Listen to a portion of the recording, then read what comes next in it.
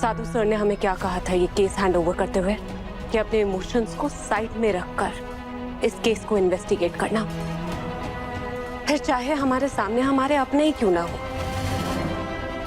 कोई फर्क नहीं पड़ता शिवाय, कि हमारे सामने हमारी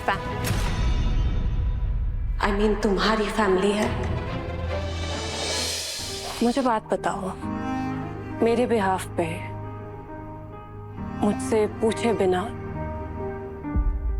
मेरे लिए तुमने कब से डिसीजंस लेने शुरू कर दिए?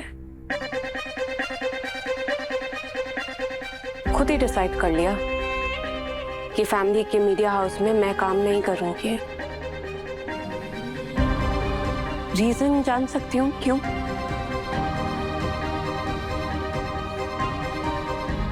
रीजन तो मैं तुम्हें पहले ही बता चुका हूं, लेकिन तुम्हारे लिए एक बार फिर से बता देता हूं। तुम ऑफिस काम करने के लिए नहीं जा रही हो, बल्कि तुम ऑफिस मेरे परिवार को इन्वेस्टिगेट करने के लिए जा रही हो। तो हम इस घर में इसीलिए तो आए थे ना शिवाय, क्योंकि हमें पहले से पता था कि देशमुख फैमिली कुछ तो राज छुपा रही है। उसको इन्वेस्टिगेट करने के लिए हम यहाँ पर आए थे। और मेरे इस घर में रहने का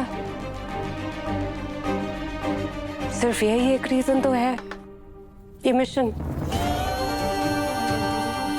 देशमुख को इन्वेस्टिगेट करने के लिए ही मैं इस घर में आई हूँ। अब ये मिशन सिर्फ एक मिशन नहीं है, और ना ही ये परिवार कोई सस्पेक्टेड फैमिली है। इन लोगों को तो हम बहुत अंदर तक जानते हैं ना, तुम भी और मैं भी। और शायद तुम भूल रही हो कि अब मैं भी एक देशमुख हूं।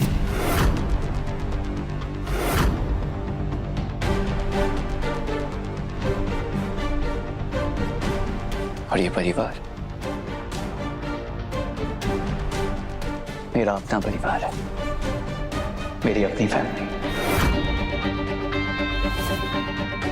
तुम्हारा ये अपना परिवार हो जाने से हम ड्यूटी को, अपने काम को कॉम्प्रोमाइज नहीं कर सकते।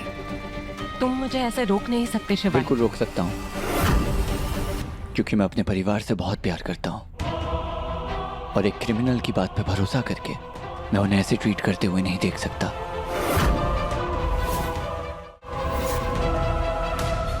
मैं उनके साथ वही कर रही हूँ जो एक सस्पेक्ट के साथ होना चाहिए।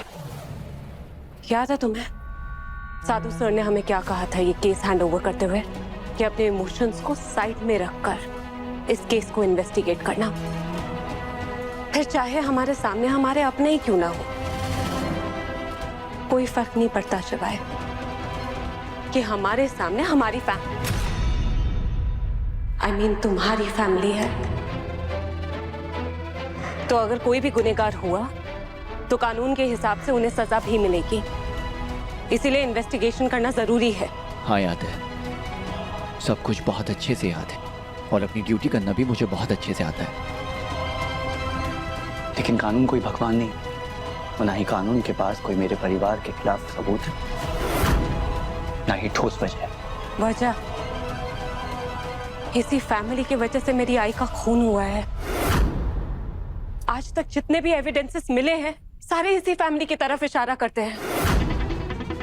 अगर इन्वेस्टिगेशन नहीं होगी तो सच सबूत सबके सामने कैसे आएंगे? इसीलिए तो हम यहाँ पर आए थे ना।